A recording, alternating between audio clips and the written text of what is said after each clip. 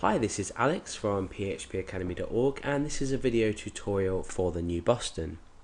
Now, in this Ajax series, we've already looked at using the XML HTTP variables we've been using, and we've been posting data to our page using the get method.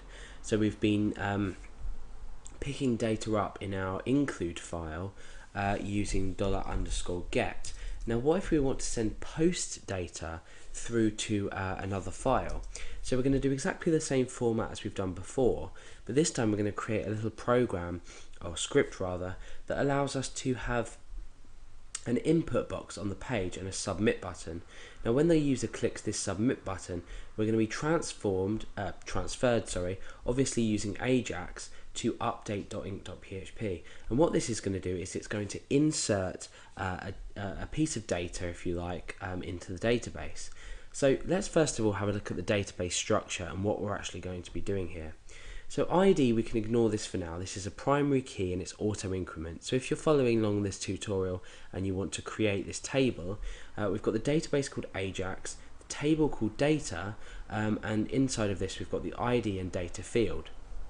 So ID, like I just said, is an integer data type, it's the primary key, and we've got an auto increment. So for every insert we make to this thing, for every record we create, this is going to be an auto incrementing value. If you've watched my other tutorials on databases, you'll understand what this is.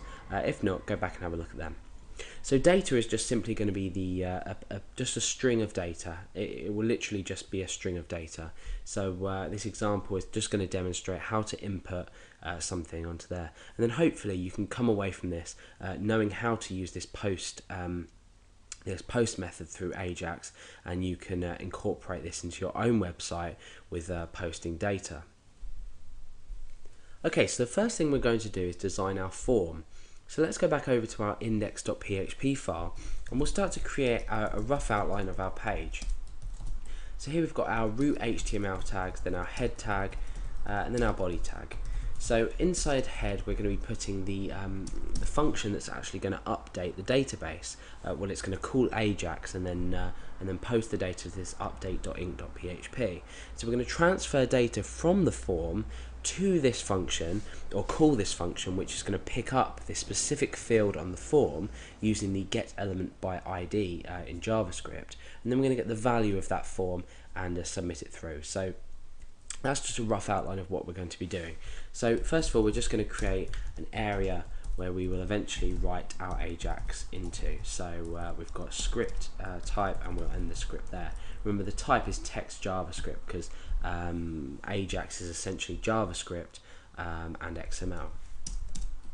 So inside of our body, what do we need to do?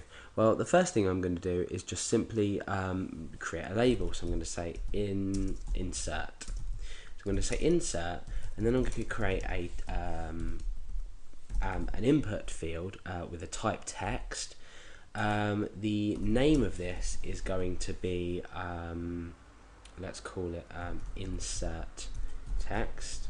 In fact, we'll just call it text for now. That'll keep things simple. Okay, so now what we want to do is we want to create a button. So let's create an input type button. We'll give this a value of submit, and we'll want to say on click equals, and we want to call a function name. Now the function name will be inside here, which will then process this update.inc.php using Ajax. So I'm going to call the function, let's say insert. Okay, so we've called this insert function, which obviously at the moment doesn't exist. So let's create that now.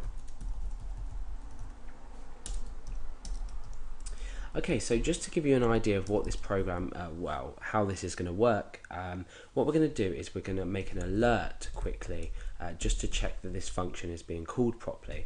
So I'm just going to write OK in there. So let's go back to and preview our HTML. So we've got insert and we've got a text value here that we can type in. So we can type a value into here and then click submit, and it should be alerted by calling this function. So let's just type in test. click submit, and we get OK back. Now let's try and access this this value here, this text value here. So I'm going to say we'll just create a new variable called let's say text value, and that's going to equal get element by ID, and that is text dot value.